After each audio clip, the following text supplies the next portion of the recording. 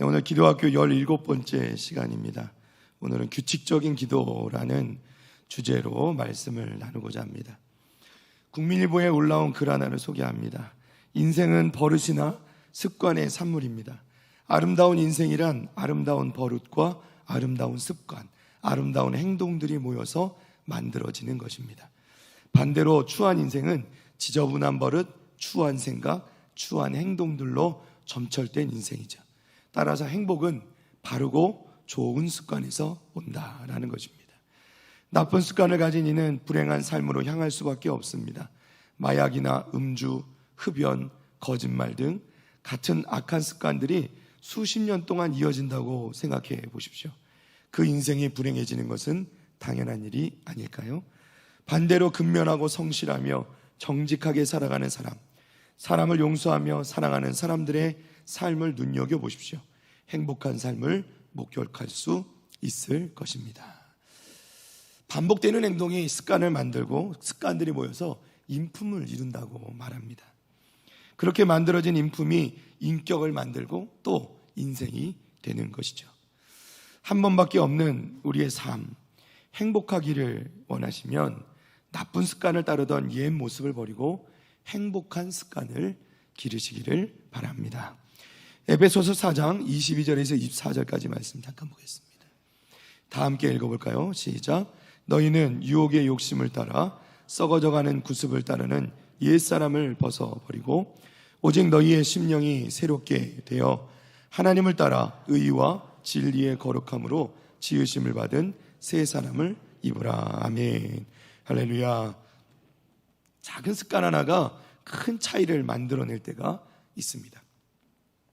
우리가 함께 나누고 있는 기도도 마찬가지죠. 기도도 좋은 습관이 필요하다는 겁니다. 어려운 일이 생겼을 때 기도합니다. 특별한 일이 생겼을 때 기도하죠.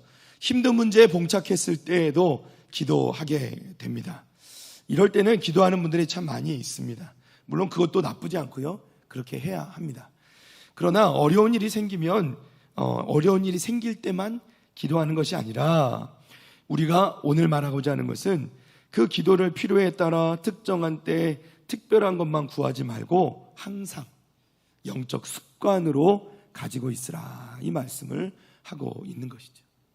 기도의 영적 습관, 이러한 기도가 영적 습관이 되어 있으면 우리의 가정, 또 우리 자녀들, 그리고 또 하는 모든 일에 우리에게 유익이 있다는 겁니다. 이렇게 습관을 따라 정해진 일종의 규칙을 만들어서 기도 생활을 하는 분들은 이 가족들이 모를 수가 없죠. 그렇겠죠. 예. 시간을 들여서 나가서 기도하고 때에 맞춰 기도하면 자녀들도 우리 어머니가, 우리 아버지가, 우리 할머니가 기도하는 분이란 걸 알게 된다는 거죠. 그러면 어떻게 되느냐?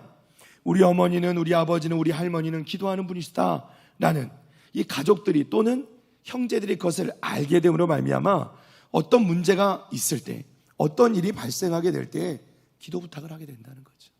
어머니, 제게 무슨 일이 있는데요? 기도해 주십시오. 기도 부탁을 할 수밖에 없게 된다는 것이죠. 또한 자녀들은 어떤가요? 우리 부모님은 나를 위해서 기도해 주시는 분이야 라는 든든한 믿음의 근거를 가지게 된다는 것입니다.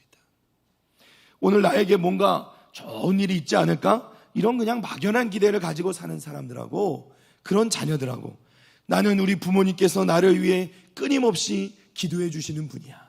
그래서 부모님께서 나를 위해 지금도 기도해 주고 계시니까 나는 반드시 잘 될 거야 하는 믿음을 가지고 사는 사람하고는 그 삶의 확신이 다르다는 것이죠.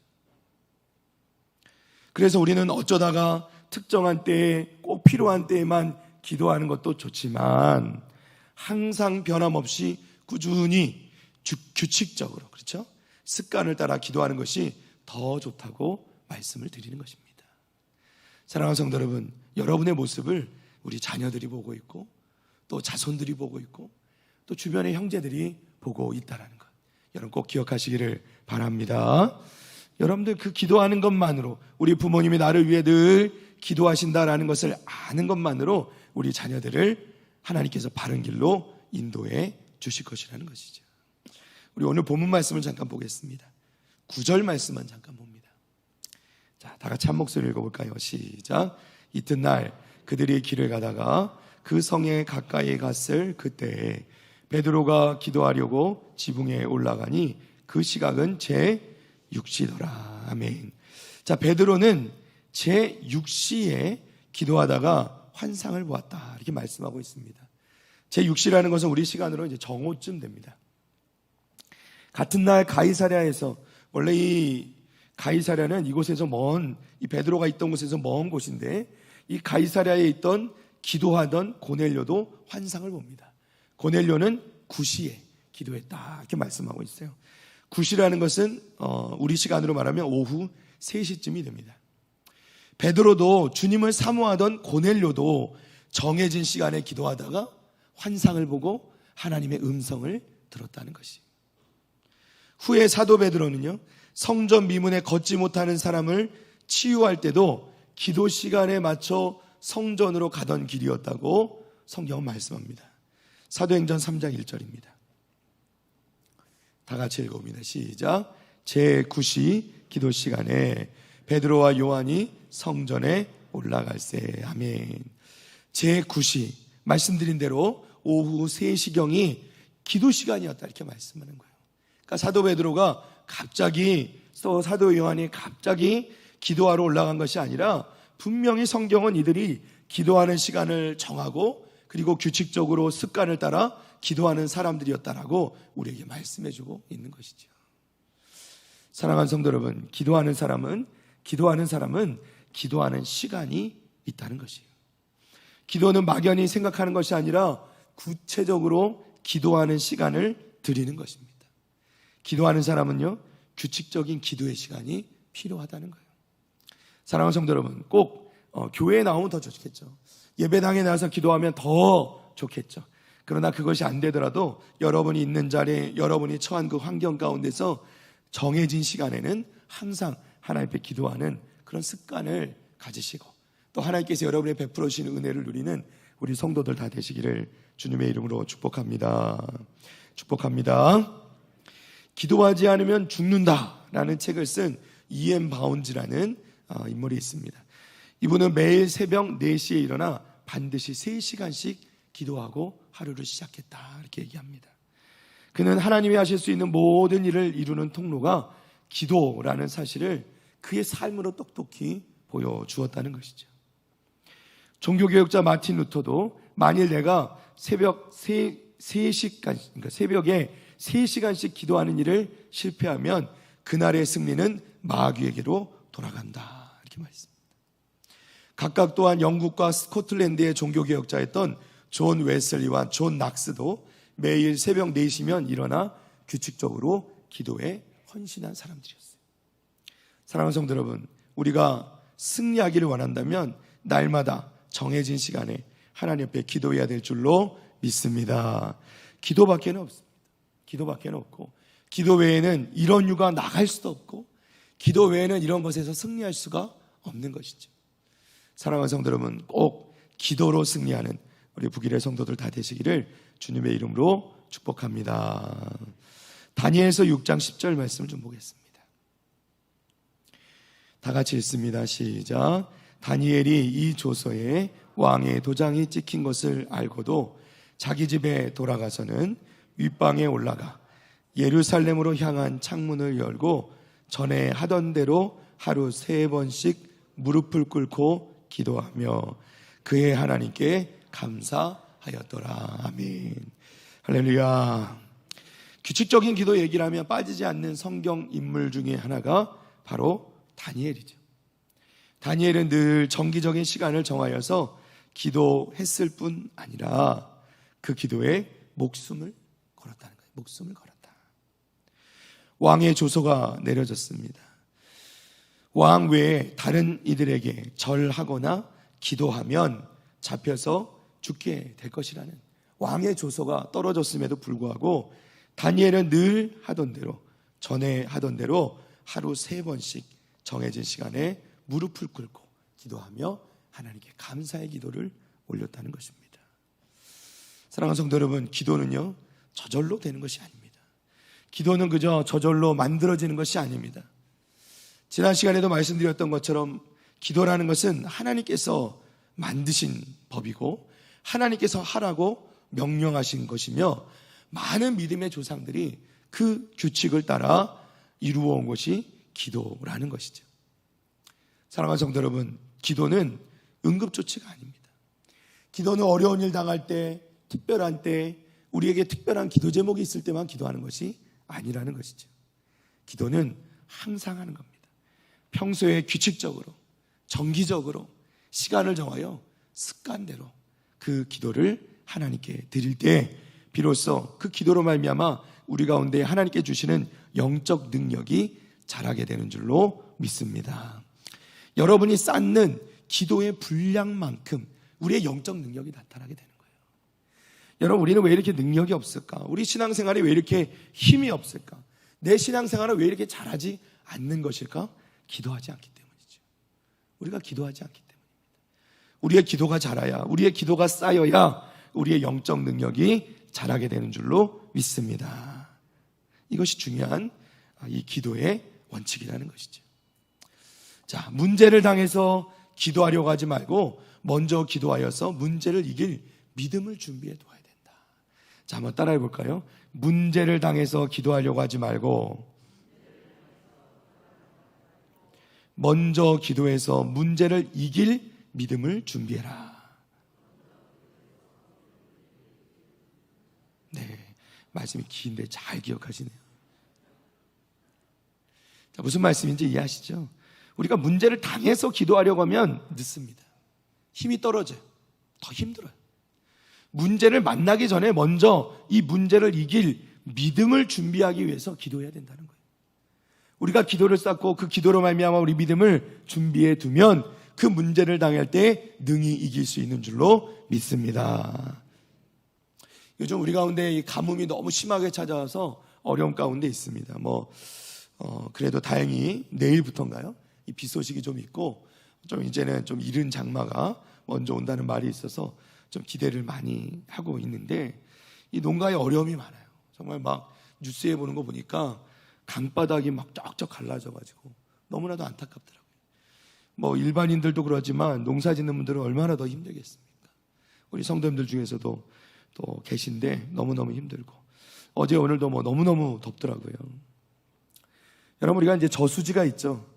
저수지에 물을 많이 받아두면 이 농사철에 그것을 충분히 사용할 수 있습니다. 저수지에 물이 좀 채워져야 필요한 때에 아래로 물을 흘려보낼 수 있게 되는 것이죠. 그나마도 그 저수지가 너무 말라버리면 사용할 수가 없지만요. 우리가 가뭄이 들면 물을 얻을 수가 없으니까 비가 내릴 때 미리 물을 가두어두고 좀 저장해 놓는 것이죠. 그게 저수지의 역할 아니겠습니까? 우리가 기도할 때 평상시에 기도해야 되고 규칙적으로 기도해야 되는 이유가 어디 있습니까? 바로 여기 있는 거죠. 기도를 쌓아두는 거예요.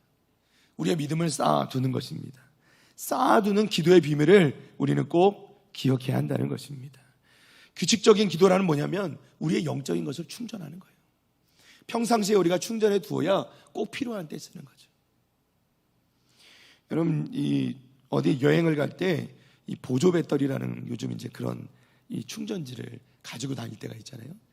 그런데 이 보조 배터리를 깜빡하면 평상시에 좀 충전을 딱 해두면 좋은데 깜빡 잊어버리고 충전을 미리 안 해놓으면 정작 이제 멀리 나가가지고 꼭 필요할 때 쓰려고 이게 휴대폰을 충전하려고 딱 열어보면 보조 배터리가 충전이 안 돼 있는 거예요. 그냥 0이 나오는 0%. 그럼 어떻게 해요? 쓸모가 없다는 거죠.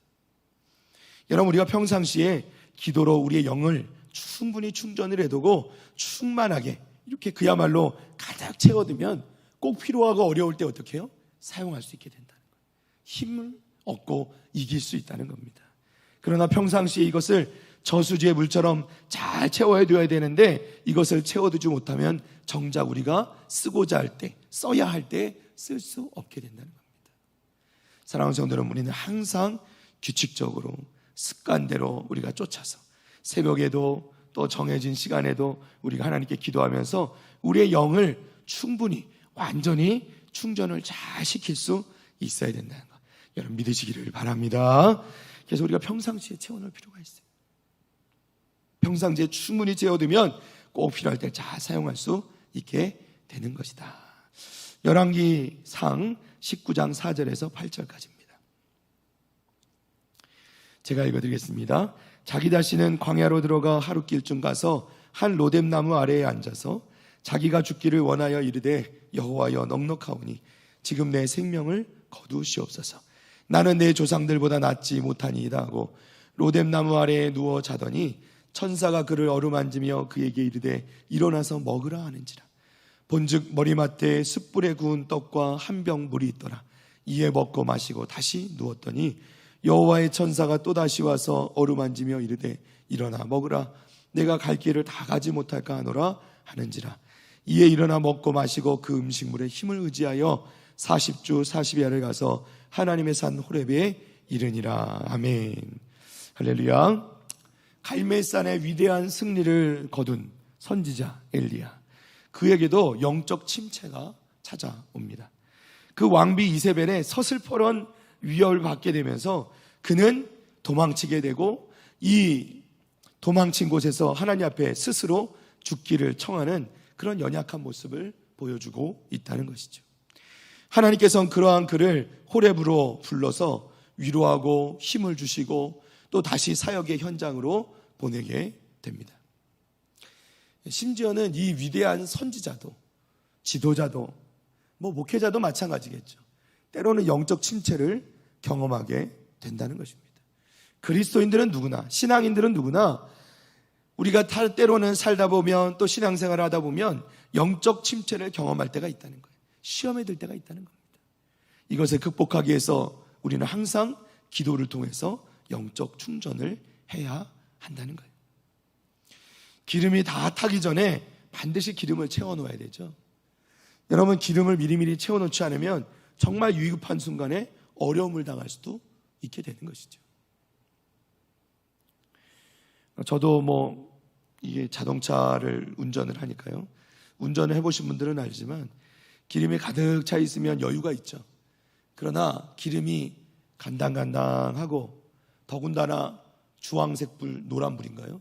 불이 딱 깜빡깜빡 들어오기 시작하면 어떻게 해요? 불안한 마음이 들기 시작한다는 것이죠. 저도 한번 저희 아내와 함께 멀리 이제 추타를 갔다가 우리 이제 돌아오는 길에 즐겁게 익산으로 돌아오는 길에 이제 기름이 좀 얼마 안 남았는데 어떻게 할까 하다가 그냥 고속도로를 탔습니다. 타고 이제 익산에 도착해서 나왔는데 밤늦게 도착을 했더니 주유소가 다 문을 닫았더라고요. 점점 기름은 줄어들고 불은 더 밝게, 이 기름이 없다고 불은 밝아지고, 그게 사람이 아주 속이 타들어가더만요. 나중에는 어떻게 했을까요? 주유소를 발견했을까요? 못했습니다.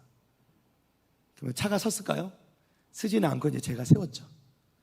어쩔 수 없이 보험을 불렀습니다. 불러서 보험사를 부르면 여러분 그런 거 아십니까? 딱 그 주유소까지 갈 만큼 넣어주더라고요. 공짜로. 공짜는 아니겠죠? 보험비를 내니까요. 겨우겨우 충전을 받아서 어렵게 가서 주유를 한 기억이 있습니다. 여러분, 우리가 여유가 있으면 걱정하지 않아도 됩니다. 영적으로도 여유가 있으면, 우리가 평상시에 충만하고 채워져 있고 여유가 있으면 걱정하지 않아도 된다는 거죠. 그런데 우리가 항상 간당간당하게 있으면 꼭 필요한 때만 하면 되지 하고 간당간당 모자르면 아주 작은 일들은 그래요, 어떻게든 넘어갈 수 있습니다. 그러나 큰 어려움을 당할 때는 이것을 넘지 못하고 쓰러질 수도 있다는 거죠. 사랑하는 성도 여러분, 항상 우리의 이 영적인 부분들을, 우리 영을 가득 채우고 또는 그래도 우리가 사용할 수 있을 만큼 넉넉히 채울 수 있는 우리 믿음의 성도들 다 되시기를 주님의 이름으로 축원합니다. 우리가 이제 자동차 얘기를 했지만 전기라는 게 그렇잖아요. 꼭 사용해야만 없어지는 것 아닙니다. 내가 쓰지 않고 두니까 괜찮겠지? 그렇지 않을 때가 있다는 거예요. 자동차도 운행하지 않고 가만히 세워두면 방전이 될 때가 있다는 거예요. 휴대폰도 사용하지 않아도 오래도록 놔두면 배터리가 저절로 방전돼 버리는 거죠. 우리의 영적인 것도, 영적 에너지도 시간이 지나고 그냥 내버려 두면 우리도 모르게 소모되고 방전되는 거예요. 내가 그때 얼마나 뜨거웠는데, 내가 그때 얼마나 은혜를 많이 받았는데, 그냥 그걸 내버려 두면 그 에너지는 점점 소진돼 버린다는 거예요. 그것은 끊임없이 우리가 다시 채워가야 한다는 것이죠. 성도들은 늘 기도를 통해서 이 성령의 충만함을 유지해야 하는 거예요. 우리가 기도를 많이 하고 기도의 분량을 채우는 만큼 그 성령 충만함을 누리게 되는 것을 여러분 믿으시기를 바랍니다. 우리가 기도의 또 유익은 뭐냐면요, 우리가 기도하면 할수록 우리의 영적인 갈급함이 더하다는 거예요. 그게 참 재밌죠. 우리가 신앙생활 하다 보면 기도는 하면 할수록 그 기도가 더 깊어지고 더 기도를 하고 싶게 된다는 거예요. 기도하지 않으면 점점 더 무뎌지고 기도의 필요성도 느끼지 못하게 되는 거예요. 기도는 자꾸 해야 된다. 우리 사진 하나 보여주시겠습니까? 여기는 우리 제주도 김영 해수욕장이라는 곳에 가면 청굴물이라는 곳이 있는데요. 이게 뭐냐면 바다죠, 그죠? 바다 한가운데 보신 적이 있는지 모르겠는데요. 저렇게 둥그렇게 이렇게 벽을 쌓아놓은 이유가 있는데, 저곳에는 바다 한가운데 있는데 샘물이 솟습니다. 이른바 용천수라고 하더라고요. 그러니까 여기다가 손을 이렇게 찍고 맛을 보면요, 바다 한가운데 있는데 맛이 짜지가 않다는 거예요. 예. 혹시 가보셨습니까? 저희가 이번에 이제 교육자들도 수양일 다녀오면서 이것과 더불어서 이른바 이제 용천수가 솟는 바닷가가 또 있더라고요. 그 해수욕장 한가운데 이렇게 그냥 돌 한가운데 물이 솟아요. 근데 신기해서 이런 얘기를 들어본 적이 있다 하고 거기다가 이제 손을 찍고 맛을 보니까 맛이 짜지가 않다는 거예요.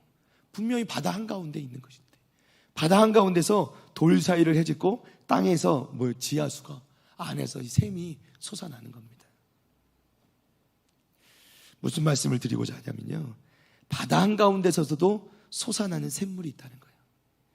우리가 세상에 주변의 영향을 받지 않으려면 어떻게 해요? 그 샘물이 샘일 수 있는 이유는 뭡니까?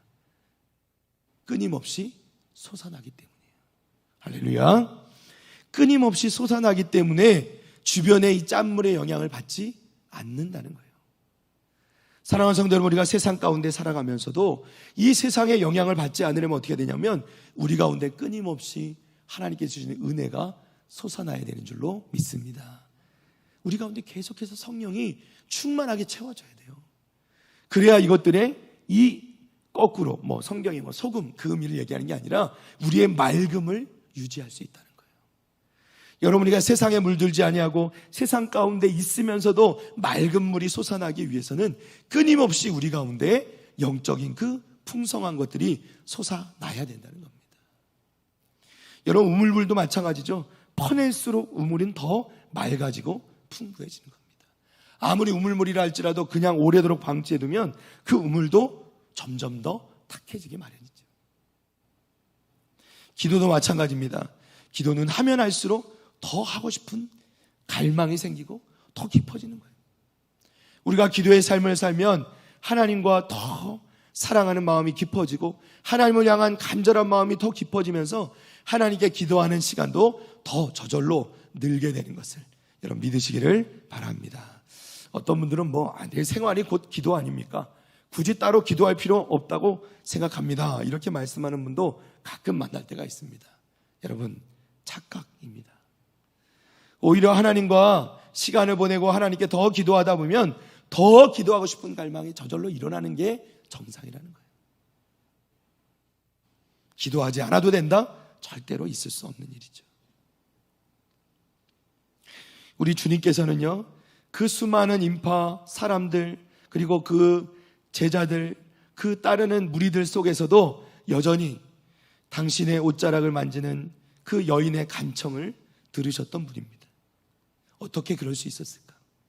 예수님께서는 때를 따라서 그 바쁜 시간 안에 3년이라는 공생의 기간 동안에 모든 것을 이루시도록 그렇게 바쁜 시간에 쉼없이 제대로 쉬지도 못하시고 그렇게 사역을 하시면서도 그 사역을 모두 감당할 수 있었던 이유는 뭐냐면 시간에 따라서 예수님께서도 하나님께 기도할 수 있었기 때문이라는 거예요. 사랑하는 성도 여러분, 기도는요, 우리가 누릴 수 있는 가장 큰 하나님의 선물임을 여러분 믿으시기를 바랍니다. 자, 우리 사진 한 장을 더 보면서 말씀을 좀 정리할까 합니다. 이제 그림인데요. 이 그림은 뭐냐면 저것이 흘러가는 이제 시내 강입니다. 강. 우리 시편 말씀에 보면 시냇가에 심은 나무라는 얘기가 나오지 않습니까? 시냇가에 심은 나무. 그런데 이 이스라엘 땅에 시냇가에 심은 나무를 볼 수 있는 이 항공 사진으로 이 높은 곳에서 이것을 내려다보면 시냇가에 심은 나무의 모양이 딱 이렇게 생겼다는 거예요. 무슨 얘기냐면 시냇가에 심은 나무는 늘 시내에 이 흐르는 그 강물에서 이 영양분을 또 물을 공급받기 때문에 이 시냇가에 심은 나무는 항상 푸르게 잘 자라고 잎도 마르지 않고 열매를 맺는다는 거예요. 그게 성경의 말씀이죠. 그런데 그것과 대조적으로요, 이 시냇가에 심은 나무의 다른 면이 하나 있는데 뭐냐면 이 이스라엘 땅 자체가 이 시냇가를 조금만 벗어나면 어디예요? 광야라는 거예요. 광야. 사막이라는 겁니다. 그러니까 이 높은 곳에서 이렇게 내려다보면 저 사진처럼, 저 그림처럼 뭐냐면 그 시냇가 옆으로만 시냇가에 나무가 쫙 자라고 그 나무에서 조금만 벗어나면, 그 시냇가를 조금만 벗어나면 어떻게 해요? 모두 사막이라는 거죠. 아무것도 자라지 못하는 사막이라는 거예요.